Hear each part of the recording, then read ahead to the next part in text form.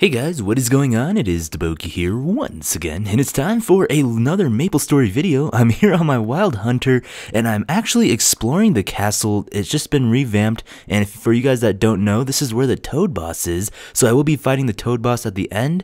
I was kind of disappointed because the Toad Boss is a lot easier now. I remember it being a lot harder than it used to be, but now it's just pretty easy, and it doesn't really drop anything that great, so I was kind of disappointed, but nonetheless, this is my first time fighting the Toad Boss, so I was pretty excited because, well, last time I just could not find him because he was really hidden in the castle. He had to do some jump quests, but this is how you get to the Toad Boss. I do a variety of quests, and then at the end of the video, you finally fight a Toad Boss. You can go into the Toad Boss, I believe, 5 times. But as the title of this video says, it's another FacePalming video. I made a FacePalming video a long time ago, actually, and a lot of you guys liked it and requested for a part 2, and it's been a while, but now I decided to go ahead and make a part 2 of my FacePalming moments in DaBoki's history, life. We all have those wonderful moments. We just wonder why. Why did we do that? And we just must put face to palm contact to make ourselves just feel a little bit better. But anyways, this moment happened when I was 16 years old.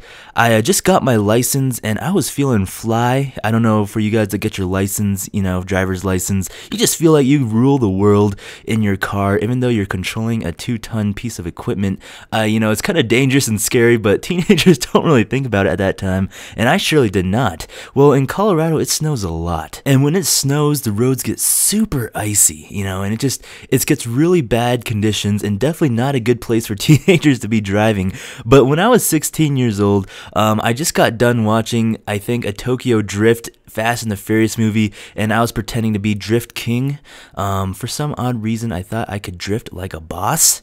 I don't know why, you know, maybe I thought that maybe in a past life or something, I was a drift master with horses and carriages, but for some reason, I was in my Toyota Camry, and I was going around the neighborhood. It was like 9 at night, and it was really icy on the roads, and I was just going down the turns and curves, going about 40 miles per hour, like pulling my e-brake and like spinning around, and I thought I could control my car for some odd reason, but I could not, and I had no idea what I was doing, and I crashed into a pole, one of those telephone poles, and I ruined like my whole side of the car and my whole tires and everything, and it was really bad, and I look back and I think to myself, how stupid could I be going in a neighborhood 40 miles per hour on icy road conditions? You know, I deserve everything that came to me.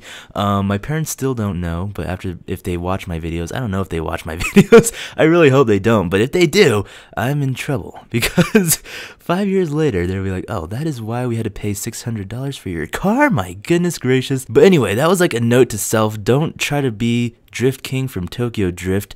I don't know what came over me. I don't know what possessed me to think that I could actually drift. And I'll just go ahead and tell one more FacePalming story because I don't want to have this video be too long. But when I was like in elementary school, my friends and I were really into filming movies for some reason. You know, there's like home movies. They're really bad, like bad acting, bad editing, just bad everything. Like a whole bunch of just really bad stuff. And we were like 7 or 8 years old at the time, and they were mostly just really into filming videos, and I was really bad at acting, but nonetheless, we like to have fun, and we like to have props with swords and stuff, you know, and like hit each other with sticks. So we were having this sword fighting scene where we had tree branches, and we're like swinging, and like we're not even hitting each other, we're just like hitting each other's sticks. You know how you guys do it.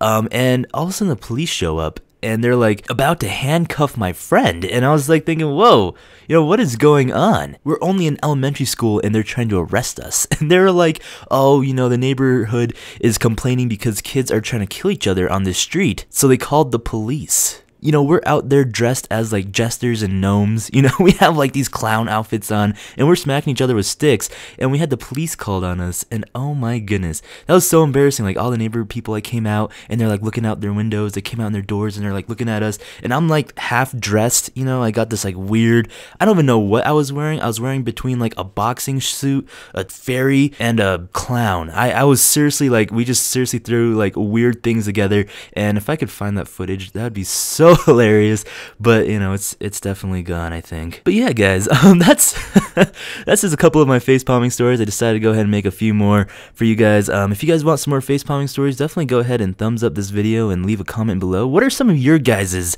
facepalming moments in history of life? Just things that you're like, why did I do that? Why did that happen? What weird nature took over this situation? Well, guys, thank you so much for watching. This has been DaBoki, and we'll be seeing you guys later. Goodbye.